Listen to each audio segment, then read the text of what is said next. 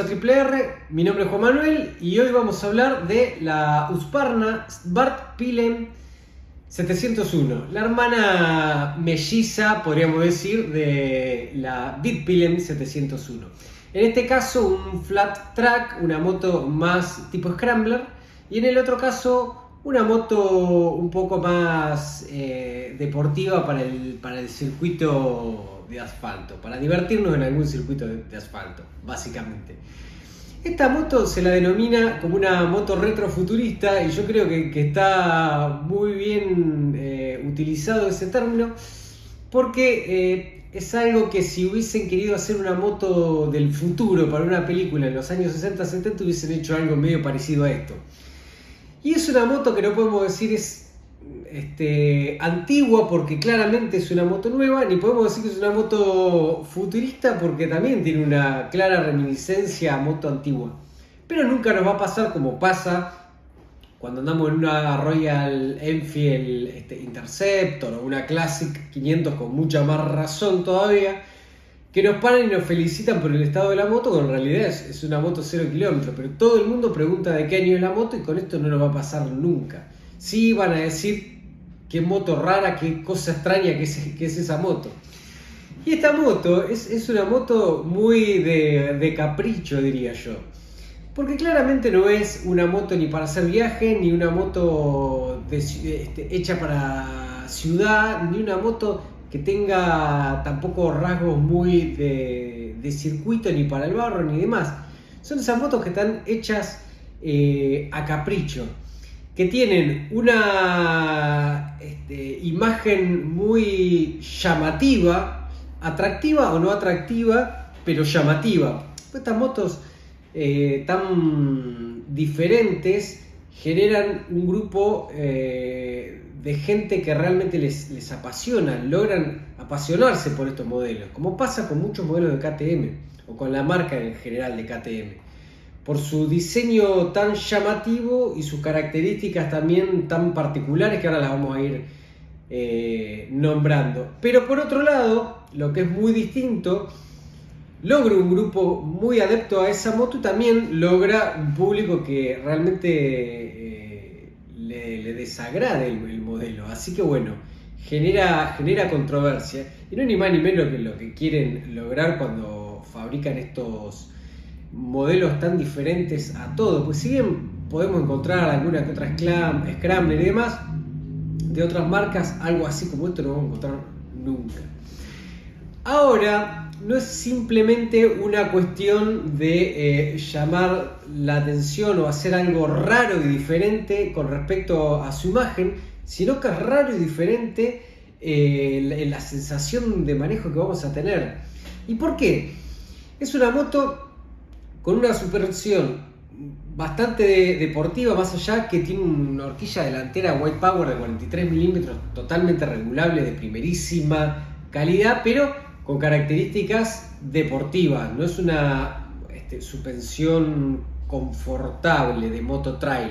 Es una suspensión que tiene regule, pero siempre vamos a estar en un régimen bastante deportivo. Lo que le viene mucho mejor a la Bitpilen que a la Svartpilen, porque la Svartpilen medio que se prestaría por las cubiertas multipropósito Pirelli MT60 que tiene para salir un poco de la carretera y poner una suspensión más alta y un poco más suave, andaría mejor. Yo creo que estos modelos como que primero se hizo la Bitpilen y después medio se le adaptó el estilo Scrambler a ese modelo, poniéndole en este caso un manillar más alto, una posición mucho más erguida, ¿no? Pero bueno, tenemos unas suspensiones más tirando a la deportivo con una posición no tan deportiva, así que ahí hay una cosa un poco híbrida, con un asiento sumamente duro, porque si hay algo que se le critica a la marca en general, y con KTM pasa lo mismo.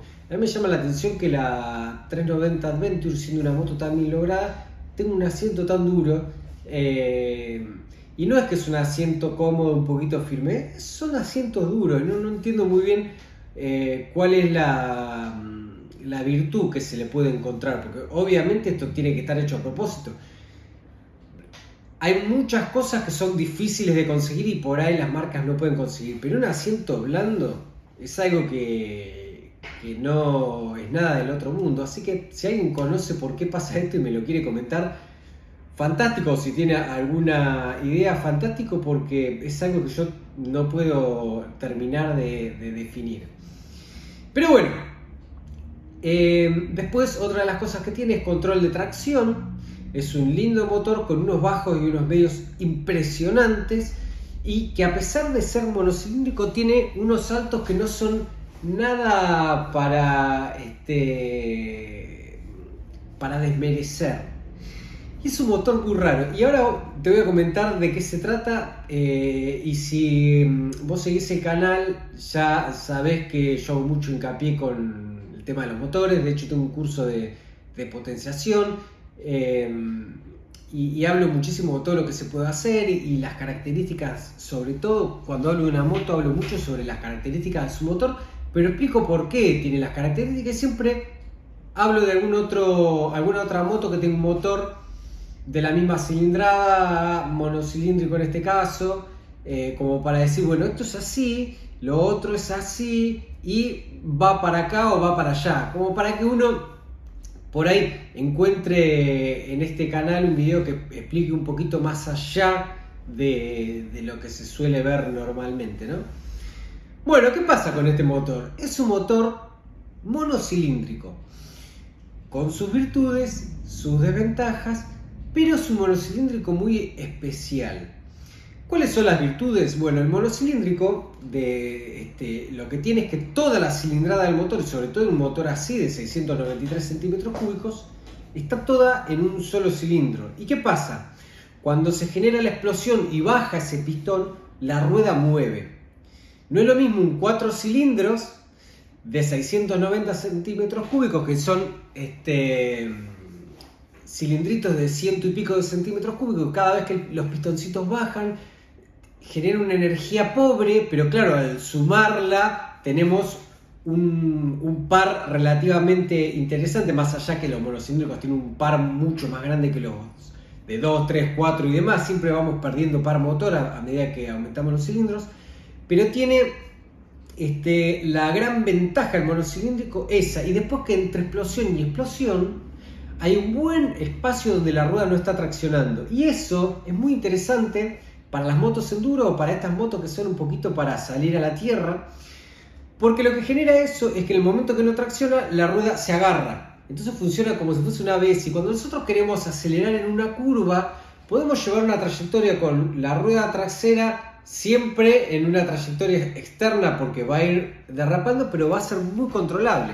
En un 4 cilindros no, las explosiones van tan juntitas que cuando empieza a deslizarse y nosotros estamos en el acelerador, se nos va. Por eso el motor monocilíndrico en este tipo de Scrambler viene fantásticamente bien. Ahora, ¿qué características tiene? Bueno, un monocilíndrico grande es vibrador. Un monocilíndrico grande, claro, cada vez que viene un empuje es un empuje grande, después de un espacio vacío se siente los empujones.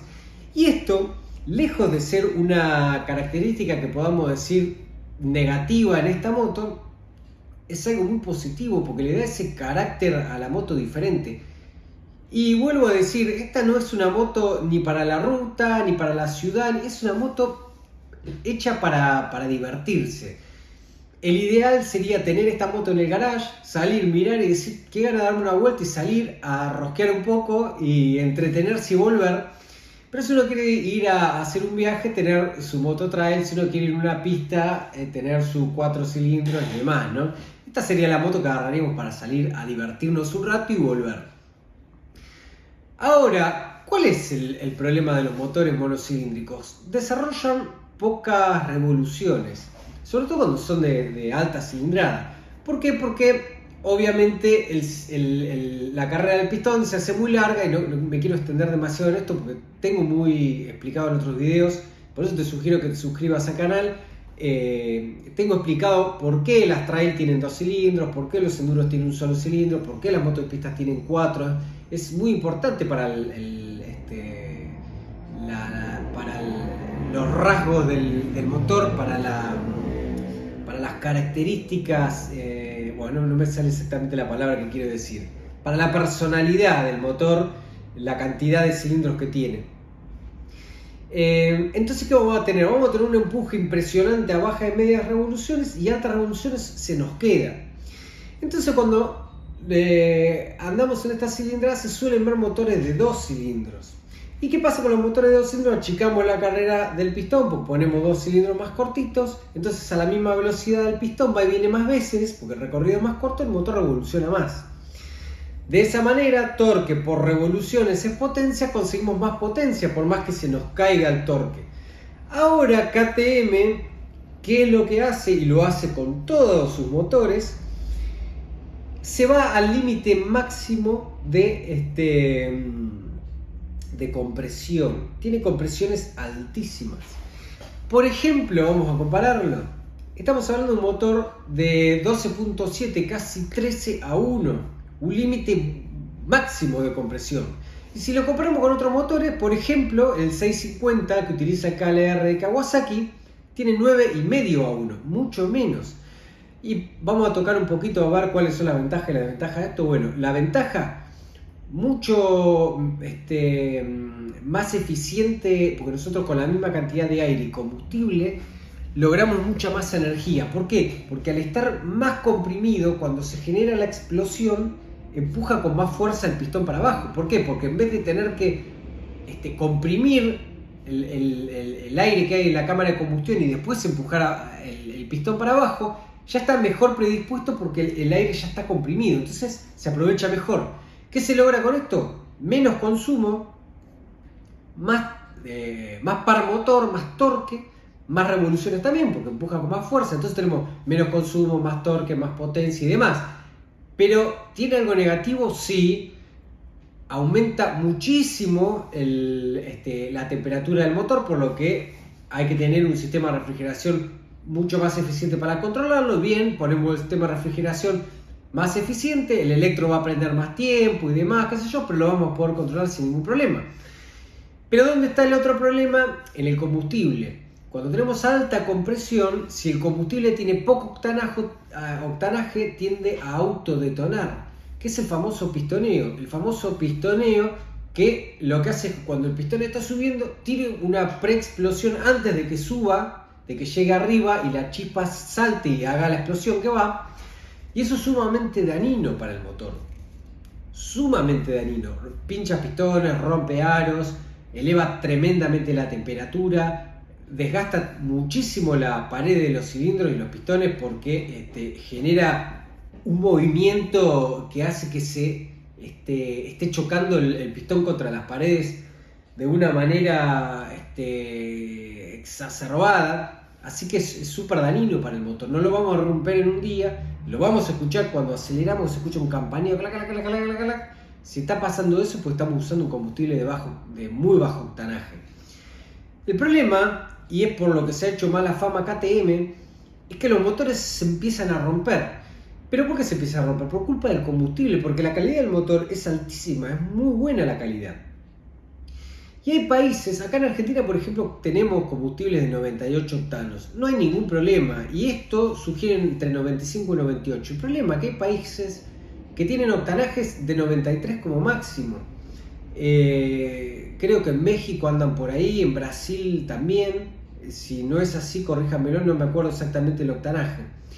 Entonces el problema es que estas motos van a países donde incluso también pasa que por ahorrar plata le meten combustible de menos octanaje todavía, y a la larga se terminan rompiendo los motores, terminan haciendo mala fama a los motores, y no es culpa del motor, es culpa de combustible. El combustible es algo delicado, al igual que el aceite es algo que uno no puede escatimar, hay que usar siempre full sintético, sobre todo en estos motores de alta compresión.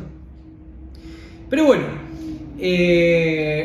por el otro lado, KLR es una moto que se ha vendido en todo el mundo, ha sido líder en venta, los motores no se rompen nunca. Obviamente es un decir, ¿no? Siempre los motores se pueden romper, pero no tienen fama de romperse para nadie porque, bueno, en gran parte por el tema de no tener una compresión tan alta. Y por otro lado, tienen un cruce de levas, y el cruce de levas significa que en un momento la válvula de escape todavía no se cerró cuando la válvula de admisión ya se está abriendo. Eso, cuando el motor está a altas revoluciones, genera un barrido mejor. El problema es que cuando está a bajas revoluciones, y como la apertura y el cierre de la válvula va en concordancia con las revoluciones del motor, ese tiempo en el que todavía una está abierta y la otra está cerrada se hace un poco largo. Y el problema es que empieza a haber gases de admisión que se van por el caño de escape y eso hace que regule mal. ¿Cómo se controla eso? Con la válvula X-Sub, como utiliza Yamaha, o con distribución variable, como utiliza BMW, como utiliza Honda y demás, ¿no? En este caso no utiliza ninguna de esas dos alternativas, el cruce tampoco es ultra excesivo, pero sí hace que cuando la moto está regulando tienda a tener un regule un poco desparejo. Y tiende a haber tironeos cuando uno va a muy bajas revoluciones, con el embrague suelto empieza a querer la moto empezar a tironear. Otra de las características que a la moto también le da un carácter un poco especial, ¿no? Que es una moto que quiere que la aceleres, es una moto que no se lleva bien a poquitas vueltas, que es una moto que enérgica, que siempre está dispuesta a acelerar, ¿no? Vuelvo a decir, uno en un scooter eso no lo quiere, no quiere ni el ruido, ni las vibraciones, ni esto. Pero en esta moto realmente es muy bienvenido. Le da carácter a la moto. ¿Qué se logra con todo esto? Un motor de 75 caballos.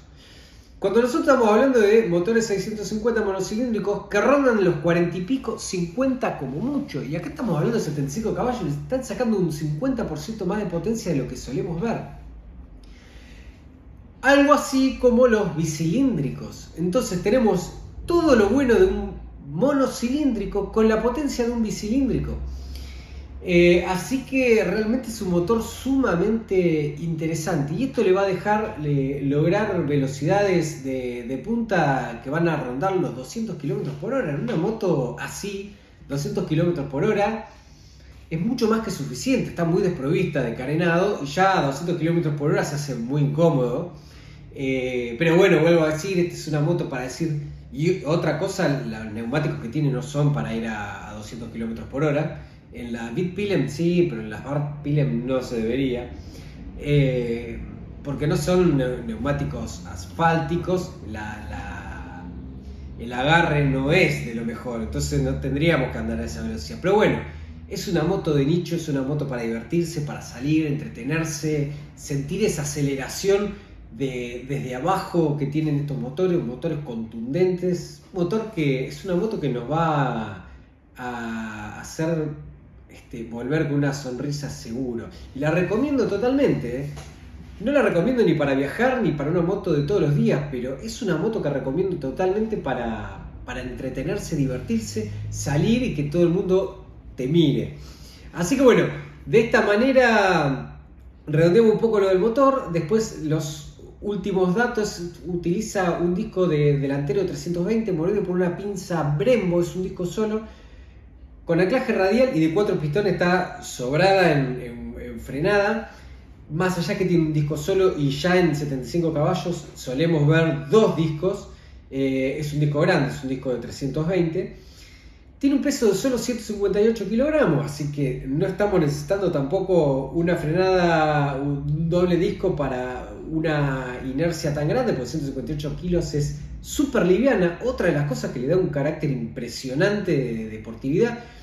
Ustedes piensen que un Benelli TNT 300 pesa 180 kilos, estamos hablando de 20 kilos más, con un motor mucho menos potente, de menos de la mitad de cilindrada.